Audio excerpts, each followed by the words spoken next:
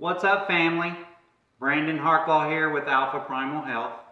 I was about to make my keto fudge, as I call it, and I thought, well, maybe someone else would like to make this for themselves. Brother Munkus, who was here yesterday, he had it. He thought it was pretty good. Even my kids like it. So here we go. So I've already got 3 tablespoons of Kerrygold butter melted. Okay. I've got 2 tablespoons of the Swerve brown sugar, which I just found. And now we're going to put in, so I use equal Swerve to equal the cacao or chocolate powder, or whatever you call it. That's how I do it. It's pretty close to equal. I don't measure these perfectly, but just depends on how chocolatey you like it, okay? So 2 and 2, so 2 Swerve, 2 chocolate, and then sugar-free maple syrup. And I do that the same amount. So maybe just a touch more. All right, there you go. So melted butter, chocolate, Swerve, and I've made it with the regular Swerve too, the granulated. It rocks. So you're not going to be sad either way. Notice I've got some parchment paper here, and I've got a little cutting board underneath that. So that's where it's going to go. And then I'm going to drop it in the freezy. Now, like most keto desserts, they don't harden up like perfect fudge. It's like if you've experimented with keto desserts, you've seen this. So then when we go to the pecans, I've eaten enough pecans where my handfuls are pretty close to the 28 grams that are, you know, if you look at the calorie count, 190 for 28, they're pretty close.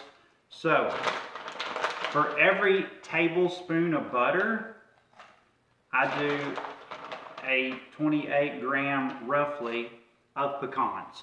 So I hope all this made sense. Like everything else I do, I kind of wing it. It doesn't have to be perfect. If you're getting down to that last little bit of fat on your body, you know, you're kind of all there. Weighing food, measuring food is something that you may end up having to do. It depends on how much fasting you do, right? So it just makes like that kind of consistency. I've used like pecan halves. So it doesn't matter. If the other thing is if you have macadamia nuts, this stuff's pretty good with macadamia nuts as well. So if you don't like pecans, don't fear, because macadamia nuts work awesome as well. Now this is a lot of calories, right? The carbohydrate count in this critter is not very high, and the satisfying portion of this, man, it's a high level.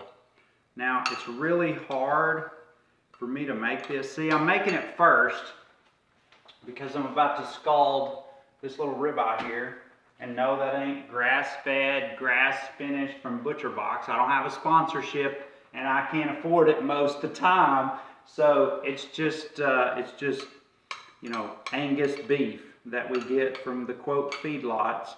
I'd love to know really how much that matters, but anyway, y'all can do whatever you want. I can tell you this: you can get lean on steaks that you buy from your local grocery store. So if your omega-3, omega-6 ratio is off, it's hard to do this without licking the spoon. Yeah, that's pretty awesome. So you can see that that'll be a pretty yummy portion for me after I smash this steak. All right, I better clean up all my dishes when I'm done, or I'll get in trouble. Now the other thing I'm going to eat today, because I like to keep things simple, again, if y'all have seen any of my posts on Facebook, carrots. So this is where I get most of my carbohydrates. Why? Well, if you eat broccoli, if you eat cauliflower, some of these things have more gas-producing substances in them than I like.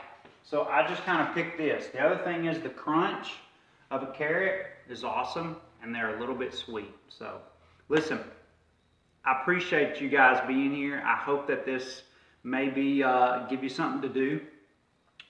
Excuse me, something to try that's a little bit different. And hopefully you guys will like this video, share this video, subscribe, pass it along to everybody. We're really appreciating the community that we're kind of getting gathered up here at Alpha Primal Health. Y'all take care.